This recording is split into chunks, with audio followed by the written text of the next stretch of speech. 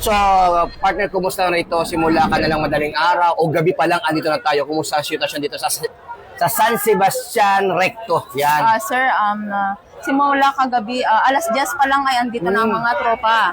So, Iba't ibang distrito sa region, ano? mula Police Regional Office 1 hanggang Pro 5, andito na.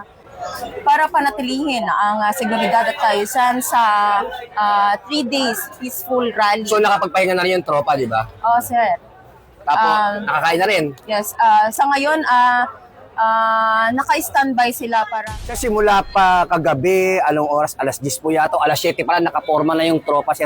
Kumusta po ang sitwasyon nyo dito sa Maynila at iba't ibang lugar ang pinuestuhan ng ating tropa mula sa RMB, sir? At siyempre kasama din ibang mga distrito at ibang region, sir. Opo. Sa ngayon ay handa-handa naman po ang tropa natin at matagal naman po na pagplanuhan, physically, emotionally, at ready po sila. So, sir, yung pagpapahinga ng tropa, sir, paano po yung kalahati? Nagpapahinga, kaya natutulog, paano, sir? Ayun po, syempre po, para po makagain po rin ng lakas, kailangan po nila yan. Lahat po tayo ay syempre napapagod din. So kailangan natin sila i-shifting ng scheduling yung nila, ang pagtayo. Kasi so far sa ngayon tahimik naman. So kailangan natin pagpahinga ng mga tao natin. So, ito po yung mahaba 3 days po ito So kailangan natin magpahinga din. So sir, baka meron kang payo sa ating mga kababayan na sabi na maging mapayapa itong 3 araw na peaceful rally ng Iglesia ni Cristo. Sa akin naman po, sa ating mga kapatid, kailangan nating maging maingat. At syempre, mahinahon siya, di ba? Kailangan nating maging mahinahon. Kailangan natin maging responsable sa bawat aksyon natin. At ang mali nating aksyon ay magdudulot ng hindi rin maganda. So mga kapatid, sundan lang po natin. Yung naayos lang, naayon sa batas. Doon tulong po. Karapatan nyo po yan. Magprotesta o kung ano pa man. Pero tandaan po natin, kailangan natin maging maayos. O kalmado. Dapat kalmado po tayo.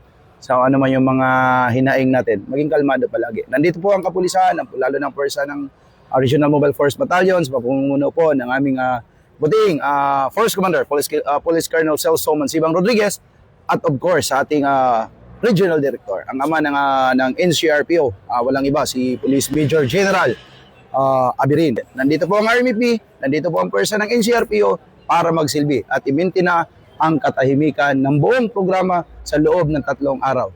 So mga kasama, sama-sama po tayo sa isang hangarin na matiwasay at maayos po na peaceful rally.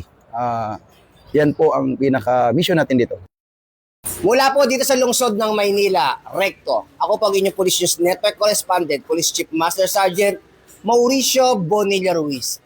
Patrol Woman Evelyn Tilumabi, alagad ng batas, tagataguyod ng balitang pulis. Police News Network, alagad ng batas, tagapagtaguyod ng balitang pulis, sandigan ng mamamayan, patnubay ng katotohanan.